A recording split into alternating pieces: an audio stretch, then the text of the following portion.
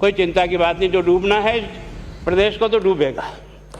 मतलब 10 वर्ष में चाहे मेरा सरकार रही हो चाहे आपकी रही हो, किसी मैं स्वयं शिक्षा मंत्री हूँ, अपराधी होऊंगा, कोई चिंता की बात नहीं। लेकिन आप कम से कम इन 10 सालों से इन जितनी कोचिंग संस्थाएं चल रही है, इनकी जितनी परीक्षाएं हुई है, उनके परीक्षा के रिजल्ट के साथ आप एक टीम लगा करके इनका पोस्टमार्टम करो, तब आपको समझ में आ जाएगा कि बीमारी कहाँ से चली है। ये बीमारी इन व्यवसायियों के थ्रू चली है।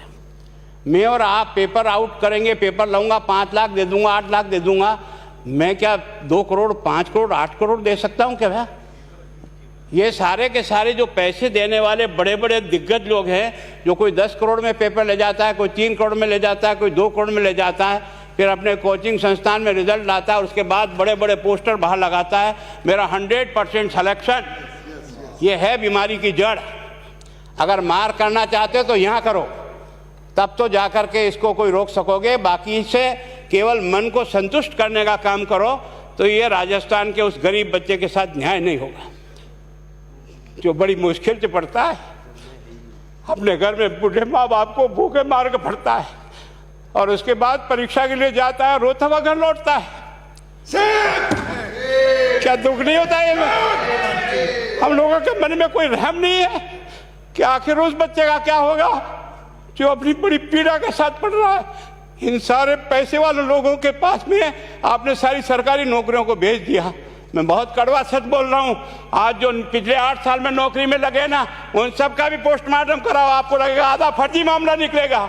कोई है नहीं, कोई सोचने वाला है इस पर कि आखिर उसके दर्द को कौन जानेगा, है ना। जिस प्रकार से हमने परीक्षा के माध्यम से इन पैसे वाले लोगों को उतार करके सारे के सारे उन गरीबों की आशाओं के ऊपर पानी फेर दिया। रात और दिन पढ़ता है, भूखा प्यासा पढ़ता है, घर बेच करके पढ़ता है, खेत बेच करके पढ़ता है, लेकिन जब उसका सिलेक्शन नहीं होता तो जहर खा के मरता है। कोई इस पीड़ा को समझने के लिए तैयार नहीं है।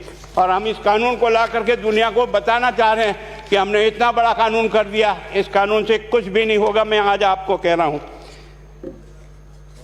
ये जो आपने नए प्रावधान जोड़े हैं, मैं सोचता हूँ कि मुझे कुछ बोलने की इच्छा नहीं, मुझे बहुत दुख है इस बात का। क्या होगा ये?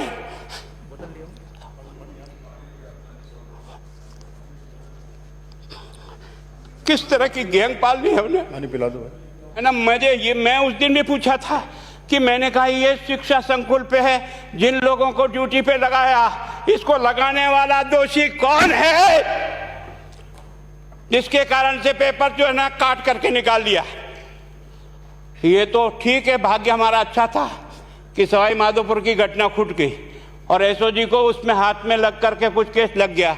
अगर वो केस नहीं लगता तो आज आपकी सारी नौकरी पर इन सब बड़े बड़े दलालों के स्कूल में पढ़ने वाले बच्चे होते और मेरा गरीब का बच्चा अपना घर लौट के जाता।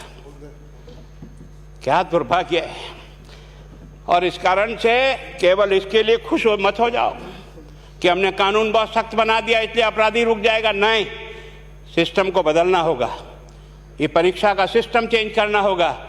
मैं सोचता हूँ कि क्या हम इतने अक्लमंद बैठे हैं, क्या इस व्यवस्था को चेंज नहीं कर सकते? क्या एक ही पेपर हर राजस्थान में 20 लाख बच्चों को दिया जाए? क्या इसका कोई ऑल्टरनेट नहीं हो सकता? इसका ऑल्टरनेट सोचना चाहिए कि हम परीक्षा को टुकड़े टुकड़ों में कैसे कर सकते हैं। जिले के अनुसार पेपर नहीं, एक नहीं हम 25 पेपर बना सकते हैं।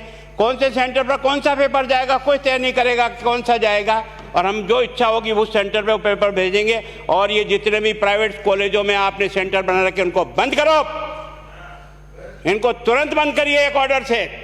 जितने भी सरकारी विद्यालय है और सरकारी नौकर ही एग्जामिनर बनेगा और एग्जामिनेशन करेगा, तब तो आप इसको बचा पाओगे।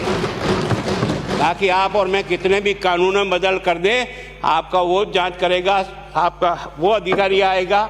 आपने कहा भाई सेशन जज के नीचे नियुक्ति नहीं होगी, इसके अलग से कोर्ट होगा, बहुत अच्छी बात है। प्रोविजन जो आपने डाले हैं वो स्वागत योग्य है, स्वागत करता हूँ, पर इन प्रोविजन को लागू तो आप और मैं ही करूँगा, कौन करेगा? जब हम ही ठीक नहीं है तो इन प्रोविजन क्या रोएंगे अंदर बैठे बैठे? जब तक हमारा दिल और दिमाग ठीक नहीं होगा ना, इस बीमारी का इलाज नहीं होगा। हमने शिक्षा के मंदिर को भ्रष्टाचार की भट्टी में जलाकर खाक कर दिया। दुर्भाग्य हमारा।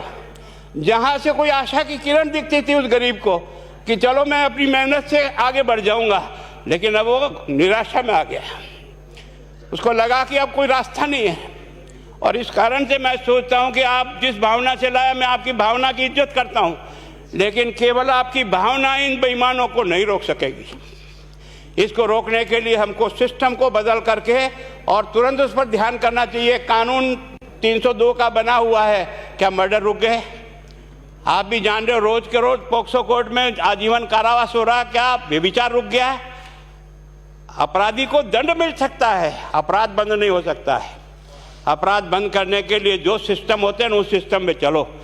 एकमात्र इस देश में भ्रष्टाचार की भट्टी में देश जल रहा था, केवल और केवल एक तरह से प्रत्येक व्यक्ति का खाता खुलवाकर देश के प्रधानमंत्री में सारा का सारा बेनिफिट उसका सीधा खाते में डाला। बेईमानों को चोट लगी नहीं लगी, उस तरफ अपना दिमाग बचाओ, उस तरफ अपना दिमाग लगाओ। किस बीमारी का इलाज कहाँ है और कैसे हो, इस बारे में चिंता करने की कोशिश करो। मैं कई बार इधर सीकर और इधर गया तो मैं सोचता हूँ कोचिंग संस्थान की बिल्डिंग देंगे ना तो टोपी गिर जाए नीचे से। क्या चीज़ है यार, भगवान ने क्या लक्ष्मी वहीं बरसाई है।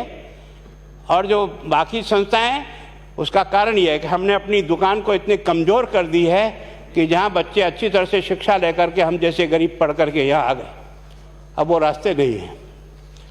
और इस कारण से मेरी बहुत विनम्र प्रार्थना है, इस बीमारी का इलाज चाहिए बच्चे को, कानून से नहीं होगा, कानून के अलावा होगा, और उसमें आप करें। धन्यवाद। Thank you. माननीय मंत्री महोदय।